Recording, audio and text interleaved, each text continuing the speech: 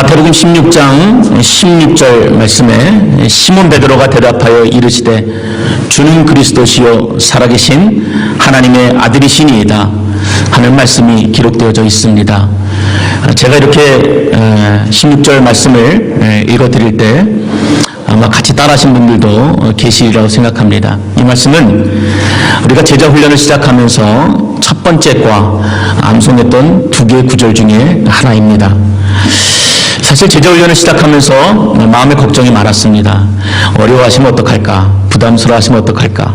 한 명도 지원하지 않으면 어떡할까? 하는 여러 가지 걱정들을 많이 했고, 특별히 시니어 제자반이 본인이 하시겠다고 그러셔서 만들었는데 못 따라오시면 어떡하나 하는 걱정이 사실 제일 컸습니다. 근데 막상 뚜껑을 열어보니까 너무 잘하시는 거예요. 젊으신 분들보다도 더 잘 외우시고 더 열심히 과제도 해오신 것들을 보게 되어서 깜짝 놀랐습니다. 여러분이 아시는 것처럼 이 고백은 주님께서 너는 나를 누구라 하느냐 하는 그 물음에 시몬 베드로가 고백한 신앙 고백의 내용입니다. 내가 경험한 하나님, 내가 믿는 하나님, 내가 바라고 따르길 원하는 하나님이 어떤 하나님이신지를 믿음으로 고백한 것이지요. 굉장히 짧은 구절의 고백이지만 이 당당한 고백 가운데는 정확한 하나님에 대한 이해가 담겨져 있습니다. 그리고 예수 그리스도를 통한 구원의 도에 대해서 분명한 확신을 가지고 있는 너무나 진실하고 너무나 정확한 신앙의 고백입니다. 사람이 예수를 누구라 생각하느냐, 그 사실을 우리가 확신하고 또 그 사실을 입으로 고백하는 것들이 중요합니다. 왜 그렇겠습니까? 우리가 믿고 따르는 예수가 누구인가 라고 생각하는 것에 따라서 그 사람의 구원이 달라지기 때문에 그렇습니다. 내가 예수를 그냥 머리로 아는 것하고 내가 경험하고 내가 체험하고 내가 바라고 믿고 따르는 예수가 어떤 분이신지를 명확하게 고백하고 이해하고 있는 것과는 분명 다르기 때문입니다. 그래서 그 사람에게 올바른 신앙이 있느냐 없느냐 하는 것들을 생각해 볼 때 이 사람이 교회 열심히 나오느냐, 이 사람이 나와서 봉사를 열심히 하느냐, 이 사람이 집사냐 권사냐 이런 것들보다는 그 사람이 얼마나 정확하게 예수 그리스도에 대한 바른 이해를 가지고 있고 고백을 하고 있느냐가 훨씬 더 중요한 것입니다. 우리 입으로 나오는 신앙 고백이 이처럼 너무나 중요하지요. 그래서 이 멋진 시온의 고백을 주님께서는 받으시고 그에게 반석, 즉 베드로라는 이름을 지어주셨습니다. 그리고 베드로에게 이 땅에 있는 가장 영광스러운 축복을 더하시죠. 내가 그 반석 위에 교회를 세우시겠다라고 약속하신 것입니다. 16절 18절 말씀에 보면은 이 베드로의 고백 위에 이 베드로의 고백 위에 내가 교회를 세우겠다 하시는 말씀이 기록되어져 있습니다. 로마 카톨릭에서는요, 이 베드로의 권위의 무게를 더 두지요. 그리고 이 베드로의 사도적 혈통을 이어받은 로마 교황의 권위를 더 두어서 그래서 이 땅에 있는 교회가 로마 교황들을 통해서 이어진다라고 믿고 따르는 사람들입니다. 그러나 여러분, 우리가 조금 전에 잠깐 살펴보았지만 이 고백은 이 땅에 있는 어떤 한 사람을 통해서 교회들이 전파되어지고 확산되어진다는 이야기가 결단코 아닙니다. 무엇입니까? 바른 믿음으로 살아가는 사람들을 통해서, 그리고 바른 믿음을 가지고 세워진 교회들을 통해서 하나님의 나라가, 하나님의 교회가 이 땅에 세워지겠다고 하신 주님의 말씀인 것입니다. 여러분, 교회의 주인은 누구입니까? 교황도 아닙니다. 목사도 아닙니다. 교회의 주인은 바로 예수 그리스도이십니다. 교회는 예수 그리스도의 몸이며 머리는 분명히 예수님이신 것입니다. 예수님이 교회의 머리이기 때문에 그러므로 모든 지체들은 철저하게 예수님에게로 연결되어 있어야만 합니다. 어려서 저는 이사를 참 많이 다녔던 것 같습니다. 홍제동 언덕 위에서 그리고 이화여대가 마주 보이는 영리동 산꼭대기까지 참 많이 넉넉하지 못해서 어렸을 때 많이 이사를 좀 다녔습니다. 근데 어린 마음에도 느꼈던 게 있었어요. 주인이 꼭 그렇게 눈치를 주는 거예요. 시끄럽다고 하고 조용히 하라 그러고 물 많이 쓴다 그러고 전기 아껴 쓰라 그러고. 근데 어린 마음에도 그 기억이 있었습니다. 근데 이사를 다닐 때마다 제가 늘 마음에 새기고 기억했던 일들이 있었습니다. 그거는 참 예수 믿는 사람들 대단하다.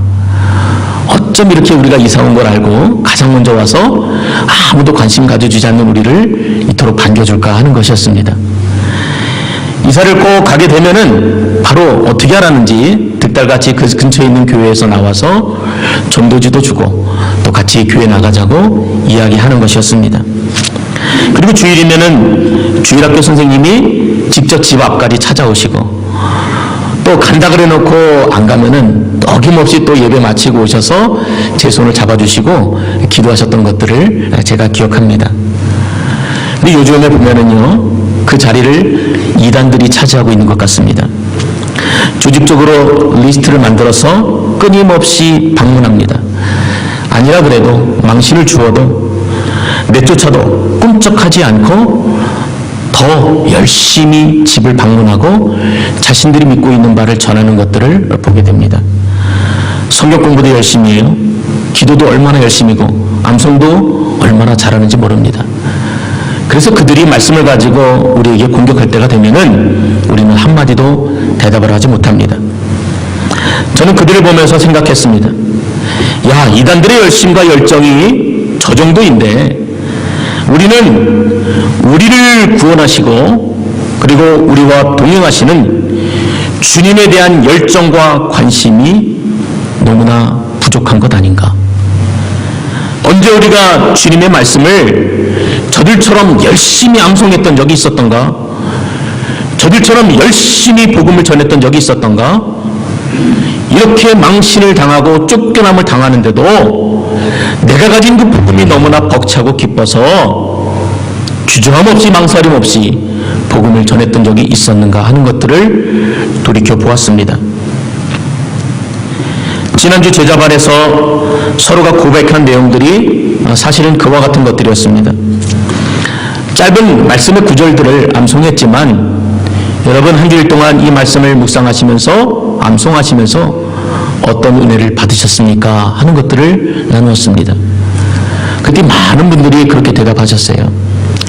그전에는 내 머릿속이 다른 것으로 가득 채워져 있었는데 이 말씀 숙제를 해야 되니까 한 주일 동안 그 말씀이 내 머릿속에서 내 가슴에서 떠나지 않았다.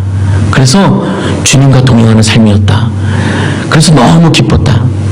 교회까지 오는데도 원래 다른 수다도 얘기하고 다른 이야기들 많이 하는데 말씀 암송하면서 오니까 너무나 좋았다. 이런 이야기들을 서로 나누어 주셨습니다. 여러분, 살아있는 교회가 되려면은 이처럼 목회자와 성도들이 교회의 머리 대신 그 예수님께 온전히 집중해야 합니다. 다른 것들이 중요한 것이 아니죠. 교회 주인 되시고 교회 머리 되시는 예수님 앞에 집중하는 것이 당연하고 분명함에도 불구하고 우리는 그렇지 못합니다. 교회 나오면 여전히 자기 소리를 내는 살아있는 재물들이 걸어다닙니다. 재밌죠? 내 생각을 이야기합니다. 내 말을 이야기하기를 좋아합니다. 그리고 내 기분이 중요하지요. 예수님의 뜻보다는 내 소원이 이루어지기를 위해서 교회를 다닌다면은 여러분 그것은 무엇인가? 여러분의 믿음이 잘못되어져 있는 것입니다. 그러므로 살아계신 하나님께서 계시는 교회는 반드시 살아있는 재물들이 아니라 예수 그리스도의 십자가와 함께 이미 죽어진 재물들이 겸손하게 침묵과 순종으로 엎드리는 것입니다. 그런 교회가 되어야 하는 것입니다. 교회의 머리는 예수님이므로 철저하게 예수님 중심이어야 합니다. 교인들의 입을 통해서도 당연히 예수님에 대한 이야기가 우리 가운데 주된 고백이 되어져야만 합니다. 서로 만나면은 각자가 예수님을 만나서 변한 살아있는 감정들을 나누어야 정상이지요. 유별난 게 아니라 우리 안에 주님이 어떻게 간섭하시고 나를 어떻게 이끄셨고 지난 일주일의 삶 동안에도 어떻게 주님이 간섭하셔서 내가 은혜 가운데 살았는지 이런 이야기들이 우리 가운데 나누어지는 게 지극히 정상적인 것입니다. 교회의 오래된 전통보다 다수의 의견보다 중요한 것이 무엇이겠습니까? 바로 예수님의 뜻입니다. 그래서 늘 우리는 앉아나 서나 예수님의 뜻이 무엇인지를 분별하려고 생각하고 고민하고 눈물을 흘려야 하겠죠. 교회에서도 무엇이냐를 결정하고자 할 때 다수의 의견이 아니라 비록 한두 사람의 의견이라 할지라도 그것이 예수님의 뜻이고 그것이 복음을 위한 것이고 그것이 낮아지는 길이라면 당연히 교회는 그러한 결정 가운데 순복할 수 있어야만 합니다. 오늘 본문 말씀의 1절은 그리스도 안에 무슨 권면이나 사랑의 무슨 위로나 성령의 무슨 교제나 긍휼이나 자비가 있거든 이라는 말로 시작을 합니다. 이 말씀을 다른 말로 하면은 우리 안에 그리스도 예수로 가득 차야 한다. 그런데 그렇지 아니할 때 2절 이하에 보면은 이러이러한 일들이 일어난다라는 것입니다. 바꿔 말하면은 우리 안에 예수 중심이 되어지고 예수가 나의 가장 귀한 가치가 되어지고 예수로 내 머릿속이 가득 차게 되면은 이러이러한 복들이 우리에게 임하게 된다라는 말씀을 우리에게 주고 있습니다. 우리 안에 교회의 머리 대신 예수님에 대한 감사와 기쁨과 고백이 넘쳐나게 되면은 2절부터 3절 4절의 말씀입니다. 사랑으로 한 마음 한 뜻을 이루어 우리가 비로소 하나가 되는 은혜를 누리게 됩니다. 무슨 일을 하든지 다툼이나 허영으로 하지 않고 기쁨으로 감사함으로 하게 됩니다. 그리고 겸손한 마음으로 자기보다 남을 더 낮게 여기는 그런 놀라운 은혜가 교회 가운데 임하게 됩니다. 자기 일만 돌아보지 않고 다른 사람의 일도 돌아보아 줄 줄 알아서 오히려 자신이 더 기쁨이 충만해지는 복을 누리게 됩니다. 그러나 오늘 본문에 소개된 이 빌립보 교회에 이러한 말씀을 주신 것으로 보아 이 빌립보 교회 교인들은 아마 그렇지 못한 삶을 살았던 것 같습니다. 예수님을 믿고 예수님을 열심히 따라간다고 하였지만 정작 그들의 모습은 예수님을 버린 자들의 모습이었고 종교적인 껍데기만 남아서 그렇게 살고 있었습니다. 이 빌립보라는 도시는 마게도니아 지역의 가장 핵심적인 행정적 도시였습니다. 그리고 참 특이한 것은 다양한 민족과 종교적인 배경을 가진 퇴역한 군인들이 모여서 도시를 이루고 있었습니다. 그러니 얼마나 다양한 사람들이 서로 부대끼면서 살았겠습니까? 사도행전 16장에 보면은 바울이 2차 전도 여행 중에 이 빌립보 지역에 이 교회를 세우면서 이 유럽의 최초의 교회를 세우게 됩니다. 그런데 문제는 워낙 이처럼 다양한 사람들이 모여 있다 보니까 결코 하나가 되지 못하고 교회 안에서 늘 자기 목소리를 내는 것을 즐겨하고 또 자기 자신을 드러내서 하나님의 영광을 가로채는 일들이 교회 안에 빈번히 일어났던 것입니다. 말로는 서로 사랑한다고 하면서도 진실된 사랑의 교제가 없었습니다. 교회를 위해서 예수 그리스도를 위해서 일은 열심히 한다고는 하나 그 중심에 예수 자기 자신들만 있었습니다. 자연 다툼과 허영으로 일을 하게 되고 그러다 보니까 교회 안에는 갈등의 골이 점점 더 깊어져만 갔던 것입니다. 서로 교만하여서 자기만 잘났다고 합니다. 서로 의시되는 사람들만이 교회 안에 가득 찹니다. 서로 자기 일만 할 뿐 협동과 협력이 없어서 그것을 바라보시는 하나님의 마음이 너무나 아팠던 것이죠. 그래서 하나님은 바울을 통하여서 이 빌립보 교회에 너희 안에 이 마음을 품으라. 곧 그리스도의 마음이니 너희 안에 예수의 마음을 품으라 하고 가르쳐 주신 것입니다.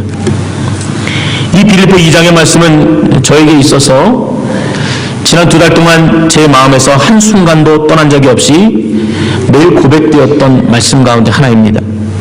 그리고 이 말씀은 동시에 우리 베델교회와 우리 모두에게 주시는 하나님의 거룩한 말씀이라고 저는 확신합니다.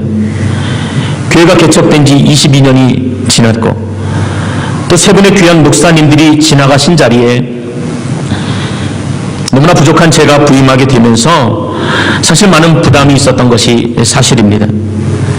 하지만 말씀을 전하면서 또 말씀을 묵상하면서 제게 맡겨진 이 사역이 제 힘이나 능력으로 되는 것이 아니라 하나님이 은혜 가운데 저를 불러주셨고 세워주셨고 또 하나님이 맡겨주시기 때문에 그분이 반드시 이루시리라는 확신이 제 마음 가운데 찾아왔습니다. 마음이 평안이 되더라고요. 그리고 모든 부담감을 내려놓게 되었습니다.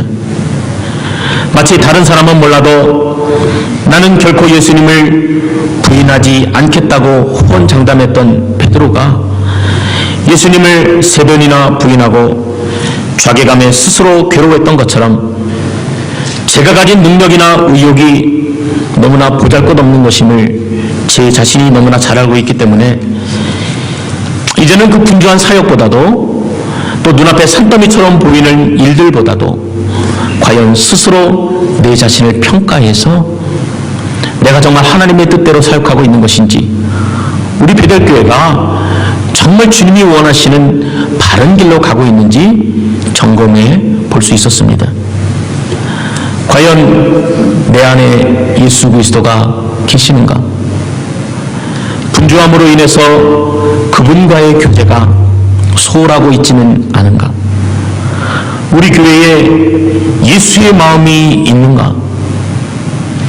많은 분주한 일들과 모임들이 생겨났는데 과연 그리스도 예수의 마음으로 섬기고 열심을 내고 있는가? 점검해보고 또 점검해 보았습니다. 여러분은 어떻습니까? 여러분 안에도 예수 그리스도가 중심이 되어 계십니까? 여러분의 가정에 주님이 진정한 주인으로 계십니까? 여러분이 일하시는 일터에 주님이 오너가 되셔서 여러분을 사용하십니까? 이 문제는 우리에게 너무나 중요한 것입니다. 내 생각과 내 뜻이 아니라 내 결정과 내 판단이 아니라 아버지 하나님의 뜻과 생각과 결정과 마음들이 내가 속한 곳곳마다 일어나는 것들이 너무나 중요한 것이기 때문입니다. 저는 이 땅에 있는 모든 지상교회는 이 빌립보 교회와 같은 위기와 위험이 항상 존재한다라고 그렇게 생각합니다. 어떤 교회는 그와 같은 일들이 아직 심각하지 않아서 겉보기에 큰 문제가 없는 것처럼 보이기도 하고 어떤 교회는 그 모든 문제들이 표면적으로 드러나서 교회가 분열되고 해체되는 아픔들을 겪게 됩니다. 그럴 때마다 가장 상처받고 가장 눈물 많이 흘리고 가장 주님이 아파하시는 심령이 누굴까를 여러분 생각해 보셨습니까? 그것은 교회 리더십들이 아니고 목회자들도 아니고 이제 갓 신앙을 갖기 시작한 연약한 심령들입니다. 얼마나 주님이 마음 아파하시겠습니까? 그래서 저는 이처럼 우리 교회 안에 상시 도사리고 있는 이 위험을 늘 수시로 점검해보고 또 스스로 겸비하여 돌아보는 작업들이 너무나 중요하다고 생각합니다. 우리 안에 우리 중심에 늘 이처럼 예수 그리스도의 마음으로 충만해져 있는가? 우리 교회의 진정한 주인이 예수 그리스도이신가? 우리가 그 자리를 차지하고 나의 목소리와 나의 마음의 표현들을 하고 있지는 않은가? 우리가 방심하면은 바로 그 자리에 교만이라고 하는 사탄의 속삭임이 들어와 버립니다. 그래서 예수님의 제자들처럼 열심히 일을 한다고 하지만, 내가 하나님의 일을 한다고 하지만 주님의 마음을 깨닫지도 못하는, 그리고 듣지도 못하는 그런 장애를 가진 신앙인이 되어버리는 것입니다. 그리고 결국 오히려 십자가의 고난과 죽으심 앞에 모두가 도망가 버리는 부끄러운 모습을 보이게 되는 것입니다. 아무리 옳은 일을 하고 아무리 옳은 생각을 한다고 할지라도 그 속에 예수 그리스도가 계시지 않으면 그 옳은 일과 생각의 중심이 하나님이 되지 않고 자기 자신이 된다면 교만해져서 남보다 자기를 높이고 그 옳은 일과 생각 때문에 오히려 교회 안에는 더 다툼이 많이 일어나고요, 더 갈등이 많이 생기고요, 더 문제가 생기는 것들을 우리는 수도 없이 보고 확인하고 있습니다. 지금 빌립보 교회가 그러한 위기에 처해 있는 것입니다. 그래서 바울은 우리들로 하여금 근본적으로 무엇이 필요한지, 근본적으로 무엇이 달라져야 하는지를 우리에게 가르쳐주고 있습니다. 우리 한 번 더 5절의 말씀을 함께 읽어보도록 하겠습니다. 5절입니다. 너희 안에 이 마음을 품으라. 곧 그리스도 예수의 마음이니 그는 근본 하나님의 본체시나 하나님과 동등됨을 취할 것으로 여기지 아니하신 참으로 놀라운 사랑의 하나님이십니다. 바울은 근본적으로 우리의 속마음이 변화되어져야 한다. 대충 겉모양만 달라지는 것이 아니라 너의 중심이, 너의 속마음이 완전히 달라져야 한다는 것들을 이야기해 줍니다. 우리의 본 마음이 어떤 것입니까? 원래 우리의 마음이 어때요? 우리의 마음은요, 너무나 인간적이지요, 자기중심적이지요, 이기적이지요, 끊임없이 높아지고자 하는 마음입니다. 하나님보다 자신의 영광을 더 구하고자 합니다. 하나님을 위한다고 하면서 바벨탑을 쌓아서 어찌하든지 자신을 드러내고자 하는 것이 사실 우리들의 속마음입니다. 하나님께서도 그런 우리를 부정하지 않으셨습니다. 그러나 너희가 그리스도 안에서 하나가 되기 위해서는 이 마음을 반드시 품어야 한다. 이 예수의 마음을 너희가 담아야 한다. 이 예수의 마음이 너의 전부가 되어야 한다라는 것들을 말씀하십니다. 우리가 예수의 마음을 품어야 한다는 것이에요. 헌옷을 벗고 새 옷을 입어라. 대충 바꾸려고 하지 말고 완전히 쉬프트해라 라는 것들을 우리에게 말씀해 주십니다. 자, 이제 한 가지 더 우리가 궁금한 게 생겼습니다.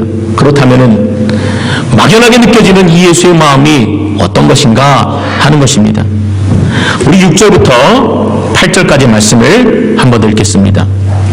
그는 근본 하나님의 본체시나 하나님과 동등됨을 취할 것으로 여기지 아니하시고 오히려 자기를 비어 종의 형체를 가져 사람들과 같이 되셨고 사람의 모양으로 나타나사 자기를 낮추시고 죽기까지 복종하셨으니 곧 십자가에 죽으심이라. 아멘. 6절에서 8절의 말씀에 나타난 이 예수 그리스도의 마음은 크게 두 가지로 구분해서 이해할 수가 있습니다. 하나는 스스로 있는 자로서 자존하시고 자족하시고 영존하시는 그 하나님께서 바로 나를 위해서, 바로 여러분을 위해서 그 모든 권리와 자격을 포기하시고 이 땅에 인간으로 오셨다라는 것입니다. 우리는 형언할 수 없지요. 헤아릴 수 없습니다. 그는 근본 하나님의 본체시나 하나님과 동등됨을 취할 것으로 여기지 아니하시고 오히려 종의 형체를 가져 이 땅에 오셨다라는 것입니다. 구약성경에서요, 하나님께서는 자기의 이름을 여호와라고 그렇게 말씀하셨어요. 여호와란요 스스로 있는 자라는 뜻이에요. I am who I am. 나는 스스로 있는 자다라는 의미입니다. 자존하시는 존재를 이야기해요. 하나님은요 스스로 존재하시는 분이세요. 하나님은 스스로 만족하시는 분이십니다. 하나님은 영존하시는 분이세요. 우리는 감히 상상할 수 없지만, 우리는 감히 이해할 수 없지만 하나님에게는 어떠한 존재의 원인이 없습니다. 어떠한 원인 때문에 존재하는 것이 아니라 그분은 스스로 존재하시는 분이십니다. 반면 사람은 어떻습니까? 어떤 원인이 있기 때문에 존재합니다. 이처럼 하나님과 인간은 도저히 마땅할 수 없는 극과 극이므로 어떻게 피조물인 우리가 하나님을 마음에 담고 이해할 수가 있겠습니까? 그런데 그분의 사랑은, 그분의 마음은 그 모든 영원한 본질을 버리시고 어제 하얗게 들판을 덮었던 눈처럼 한순간 사라져버리는 인간의 모습으로 이 땅에 오셨다라는 것입니다. 그것도 가장 낮고 천한 모습으로 오셨습니다. 하나님의 본체이신 그분이 직접 인간의 몸을 입고 냄새나는 지저분한 말 밥통에서 태어나신 것입니다. 걸어가신 하나님이 비천한 인간이 되신 것입니다. 전능하신 하나님이 연약하고 아무것도 할 수 없는 아기가 되셨습니다. 부유하셔서 아무것도 필요 없으신 그분이 스스로 가장 가난한 자가 되셨습니다. 만물의 주인이신 바로 그분이 종의 모습으로 이 땅에 오신 것입니다. 그것도 누가 시켜서가 아니고 스스로 그렇게 되셨습니다. 그는 근본 하나님의 본체시나 하나님으로 대접받기를 취할 것으로 여기지 아니하시고 인간으로 종으로 우리 가운데 오신 것입니다. 우리는 그 사랑을 형언할 수 없고 표현할 수도 없고 이해할 수도 없지만 그 하나님의 마음을 품는 여러분 되시기를 주의 이름으로 축원합니다. 두 번째로 본문 가운데 나타난 예수님의 마음은 자기를 낮추어 죽기까지 복종하시는 십자가의 사랑입니다. 미국의 탁월한 기독교 저자 필립 얀시라는 분이 계십니다. 많은 글들을 저술하셨죠. 근데 그분의 책 가운데 큰 천사와 작은 천사의 대화라는 책이 있습니다. 재미있는 상상이 가득한 그런 책입니다. 근데 그럼에도 불구하고 우리로 하여금 깊이 생각하게 하는 메시지들이 그 책에 가득합니다. 하루는 작은 천사가 큰 천사에게 이렇게 물었습니다. 우리의 영광스럽고 존귀하시며 위대하신 왕, 그분께서 5번째로 작은 저행성 지구로 내려가셨다는 말입니까? 도대체 뭘 하시기 위해서 그리로 가셨단 말이죠? 정말 그분께서 저기 떠있는 지구에 하찮은 존재처럼 엉금엉금 기어다니는 피조물이 되셨다는 말입니까? 라고 의심에 가득한 눈초리로 큰 천사에게 물어봤습니다. 그러자 그 말을 들은 큰 천사가 대답합니다. 그래, 맞았어. 그분은 그리로 가셨어. 그런데 그분이라면은 네가 말하는 그런 식으로 말씀하시지는 않으실 거야. 지구상에서 엉금엉금 붙어 기어다니는 피조물이라고? 주님은 그렇게 멸시하는 투로 말하시지 않을 거야. 그러나 주님은 그리로 가셨어. 왜냐하면 우리가 이해할 수는 없지만 그분은 저 지구에 그 엉금엉금 기어다니는 피조물을 무척 사랑하신단다. 그리고 그 사람들을 자기와 똑같이 닮은 존귀한 존재로 높여주려고 하는 큰 목적을 가지고 그리로 내려가신 것이란다. 작은 천사는 그 말을 이해하지 못하고 우두커니 서서 그 큰 천사를 바라보고만 있었다고 합니다. 엉금엉금 기어다니는 하찮은 짐승과 같은 인간을 하나님께서 자기처럼 높은 존재로, 존귀한 존재로 만들어 세우시기 위해서 사람이 되어 이 땅에 오신 것입니다. 그러므로 사람이 되신 예수님을 볼 때마다 우리는 우리 한 사람 한 사람을 보는 눈이 분명 달라져야만 합니다. 여러분, 못생겨도 존귀한 자입니다. 가난해도요 존귀한 자입니다. 죄를 범해도 존귀한 자입니다. 실수해서 사람 대접을 못 받는 자라 할지라도 그는 하나님 앞에서 너무나 귀하고 존중을 받아야 하는 자라는 사실을 우리가 보게 됩니다.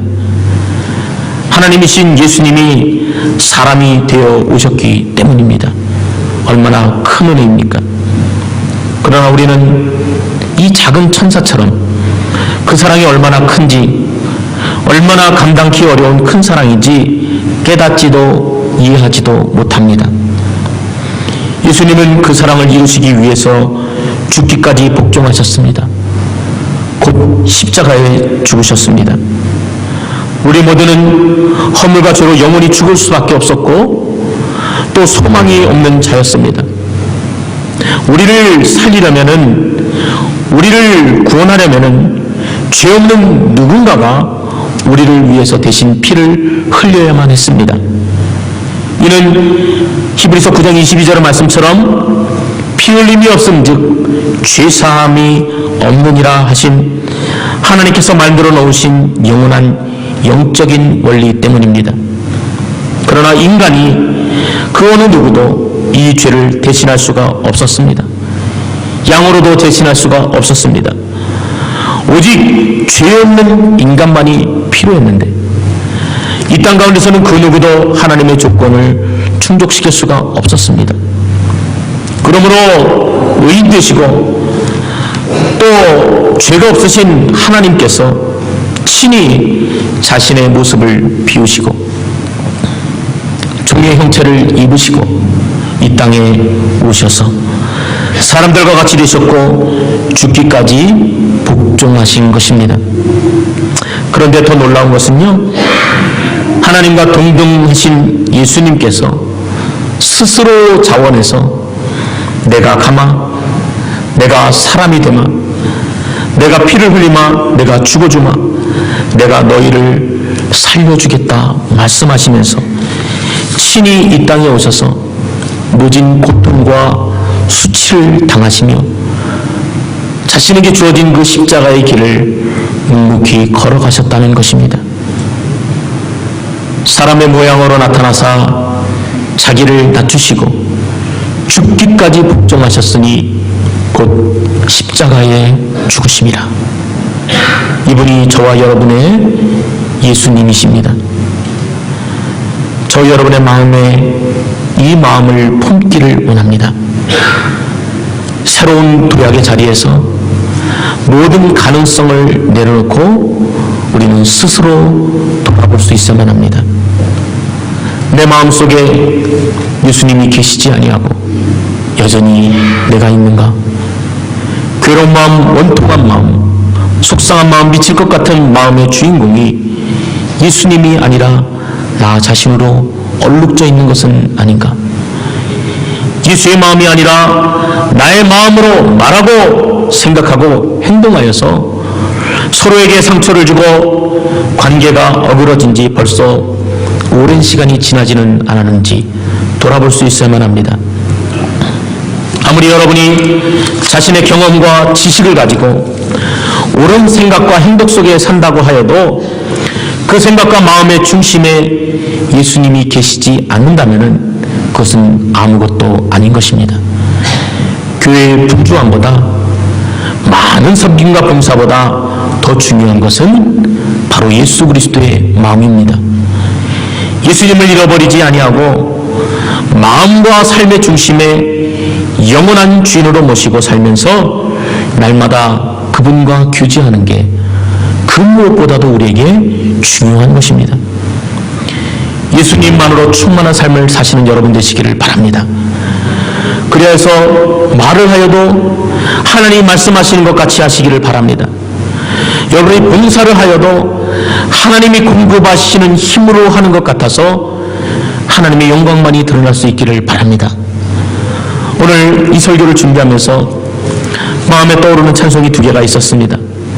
하나는 찬송가 455장 주님의 마음을 본받는 자라는 찬양이었고, 다른 하나는 303장 날 위하여 십자가에 라는 찬양입니다. 우리가 두 찬송 다 너무나 잘 알고 있는 찬송이지요. 여러분, 이 시간은 지금 303장 1절만 우리가 함께 찬양하면 좋겠습니다. 303장 1절입니다. 찬송가 303장 1절입니다.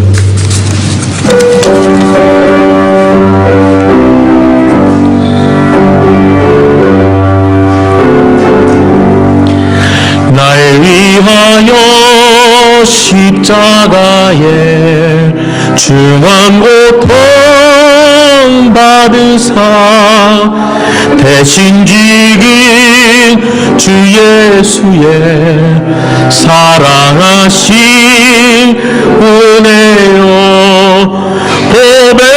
보배로운 피를 흘려 영영 죽을 죄에서 구속함을 받은 우리 어찌 찬양.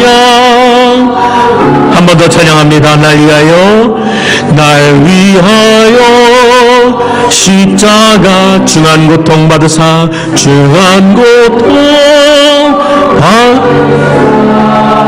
대신 죽은 주 예수의 사랑하신 은혜요, 보배로운 피를 영영 죽을 죄에서 영영 죽을 죄에서 구속함을 받은 우리 어찌 찬양하는가.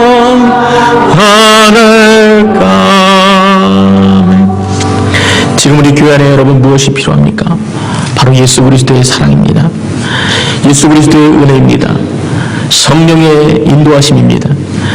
그 은혜와 성령의 충만함이 우리 교회 가운데 가장 필요한 것들입니다.